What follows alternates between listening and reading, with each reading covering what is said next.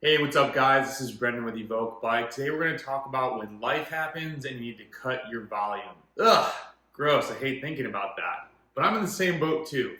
Sometimes life happens and you need to ride less. And I think a lot of us, myself definitely included, especially when I was in medical device sales, whether there was a meeting or surgeries were going late or things were getting me off my schedule, it would drive me crazy. And I hated it. But these are things that you can't always control. I mean, a basic life tenet is just control what you can control. When there's times that we foresee a cut in volume happening, a lot of times we over exaggerate it in our head. We think that the whole schedule is going to get ruined, everything's going to go, off the rails. Usually it's not true. Like, as we march forward, I'll have athletes who are like, I need to cut time, this is what's happening. And so I'll make rides short or whatever. And then I get in there and the hour and a half ride became like 2.5 hours. And the hour day was actually an hour 45. We overplay how much of a disruption this will be because we kind of freak out and we all like the schedule. Most of us like the schedule and we want to keep the fluidity, did I make that up? We want to keep the flow of training going.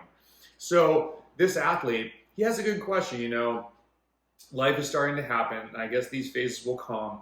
I don't really know how I should deal with doing less volume without losing my hard-earned fitness. Right off the bat, let's look at let me keep reading this because the duration is important. So I asked him kind of what's going on, and he said, I need to cut volume 30% for 2 to 4 weeks. 11 hours to 8 hours. So first off, 2 to 4 weeks, you're not going to lose anything.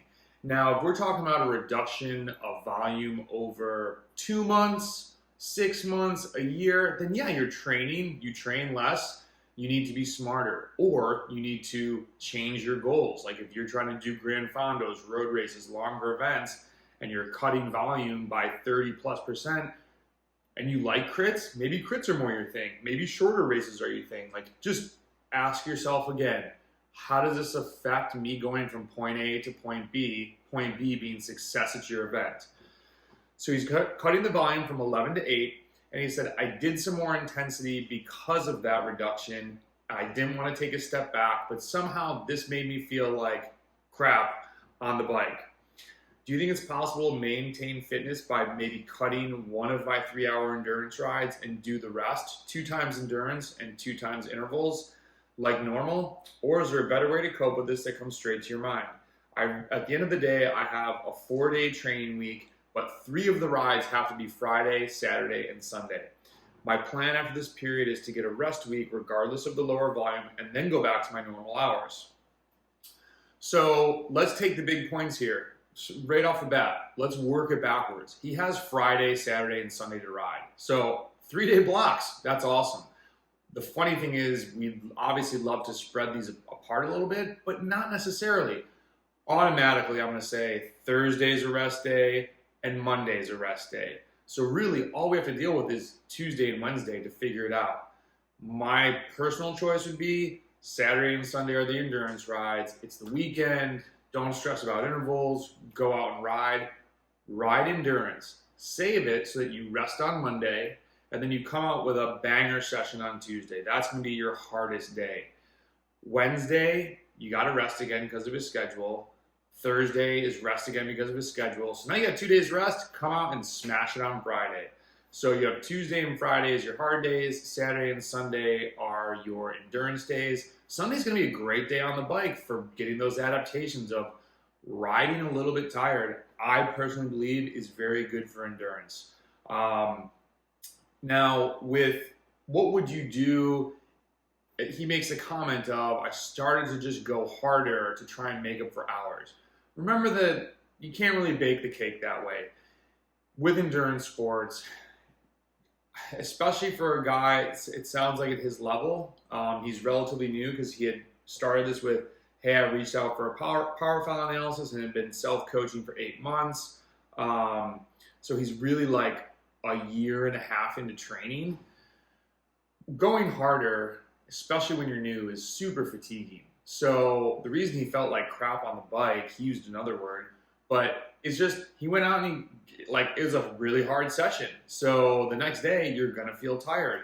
If you're doing that a bunch of times to make up for less time, you're not working the right physiological system, right? So there's 3 energy systems. We won't delve into that in this video, but I think everyone's getting the point across of like, if you're trying to build your aerobic capacity, your VO2 max, your threshold, working on the lactate clearance and the production side of things, that's very different than just going hard for 1 minute, 2 minutes, short VO2 max stuff, 3 minutes, let's say. You're starting to train different systems. So then we need to step back and say, okay, well, what was your goal? Like, where are you taking this? What are you working on right now? When you have a reduction of hours, I don't think you change the intensity of training. You stick with your program of where you're going. You just have less hours to work with, mostly on the endurance side. Is that a good thing? No. More hours is better as long as you can actually handle it and that you're then able to complete the harder workouts during the week and that you're absorbing all this training. You're taking the appropriate rest. But really, for 2 to 4 weeks, this guy's not going to even skip a beat. Use that time. Obviously, life is happening, so it's not like there's just automatically extra time now, 3 hours in the day, but you'll probably have a little bit more energy. So focus more on the family. Focus more on making sure you get good sleep, because it sounds like it's going to be a more stressful time of the month, you know, and use this time to start cutting out things that you don't need, that don't make you a better cyclist. Maybe you find yourself watching TV for 2 hours and not really doing anything. Well, if it's family time and that's what your family likes to do, that's cool. Can you stretch during it? Can you do some like band work? Can you do some other little things? I don't want people to be only thinking about cycling, but how can you weave it in when you have limited hours so that you maximize the hours of the day? So reduction in hours, stick with your plan, just map things out, map things backwards, and don't have stress over this. You're gonna get through it. It's gonna be totally fine. And then when the schedule returns, you get right back after it. And when it comes back, you might then even find like, hey, I've added in something here. I've taken this thing out. Now maybe your 11 hours becomes 12 hours. These 1 hour increases, I always use the 8 to 9 example because I know it in my head. Going from 8 hours a week to 9 hours a week is a 12.5% increase in weekly training volume. If you do that over a year, you just train 12.5% more. That is massive. Micro changes, macro results, let's get it. Have a great day. Hit us up if you want to get a power file analysis done like this guy did.